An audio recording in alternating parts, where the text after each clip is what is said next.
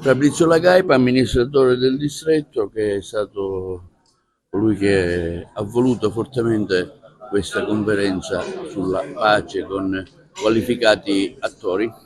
Abbiamo fatto questa seconda edizione della conferenza Scenari di pace, il ruolo dei popoli e della cultura, che si incardina a pienissimo titolo nello spirito del mandorlo in fiore e della celebrazione di oggi dell'accensione del tripudio dell'amicizia.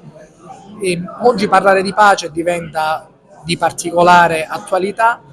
Si discute nel mondo di riarmi da 800 miliardi di euro e quindi credo che il dovere di tutti sia quello di dire no a una cultura della guerra, ma anzi dire sì a una cultura della pace, a una cultura della tolleranza, e di indurre, suggerire a chi ha la responsabilità delle scelte più importanti di avere una lucidità, un occhio come dire, fisso sull'obiettivo, che è quello della pace globale per tutti.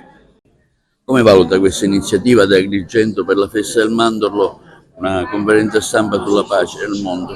È secondo me una delle conferenze più importanti, perché come dicevo anche prima nel mio intervento, per quanto riguarda la pace è intanto molto importante poterne parlare, e la pace è strettamente legata alla cultura, perché la cultura è fondamentale, è un fondamentale ruolo di interscambio tra i popoli, e tanti conflitti nascono proprio perché non si conosce la cultura dell'altro. Quindi andando a divulgare la propria cultura e andando ad aprirci al mondo possono sicuramente finire le incomprensioni e i problemi tra i popoli. Ecco, il Rotary presenta questa iniziativa Agrigento ambasciatrice di pace. Ecco, come la valuta e che messaggio si può lanciare dalla nostra città?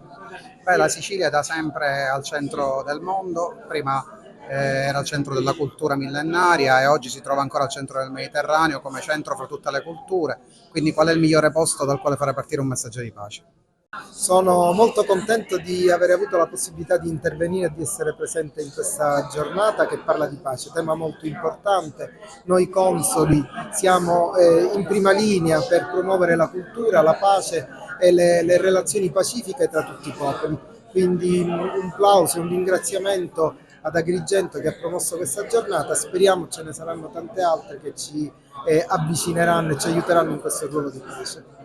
In qualità anche di presidente del distretto turistico Valle dei Templi, ringrazio anche Fabrizio Lagaipa proprio per essere stato promotore di questo ennesimo evento. Si è parlato di pace, assieme anche al Rotary si inaugurerà il Giardino della Pace proprio nel cuore della Valle dei Templi.